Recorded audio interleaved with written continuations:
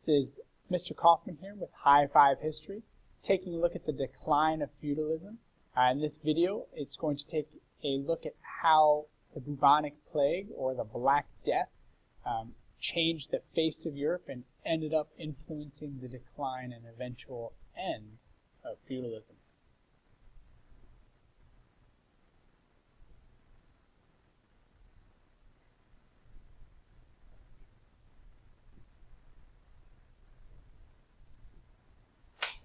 So, starting off here with the causes of the Bubonic Plague.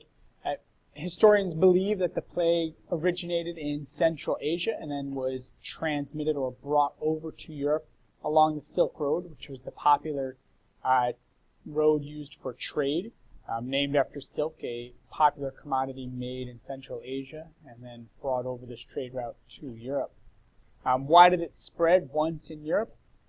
Simply speaking, people were dirty. People did not bathe. People did not change their clothes. People threw trash, human waste out into the roads. The streets were dark and damp and full of animals. And all this was a perfect breeding ground for rodents, right? For rats. Rats love trash. It's their food. And where there are rats, sometimes there are disease.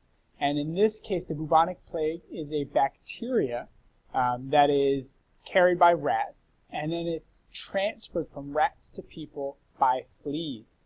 Now again, if people had taken better care of themselves, if people had bathed, changed their clothes, kept their houses clean, they wouldn't be living in this flea, rodent-ridden area. But they weren't. So the fleas would bite the rats and then bite the people, and then the people would come down with the bubonic plague. Now, if this were to happen today, right, which the plague still exists, it does not spread to the extent as it did back then, and mostly because medicine now is based on science, right? The scientific process is used to determine causes and cures for diseases.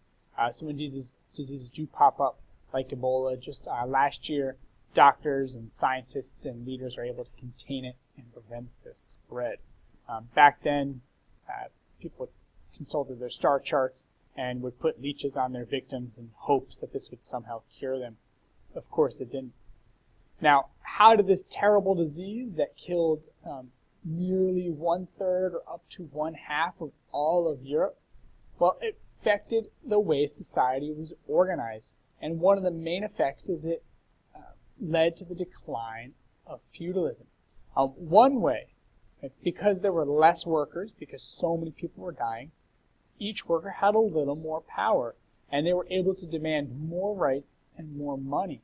Right? This led to the end of serfdom. The way I like to think about it is using an example of a cobbler or a shoemaker. If there are 10 shoemakers in a town, they're competing against each other, even in a guild.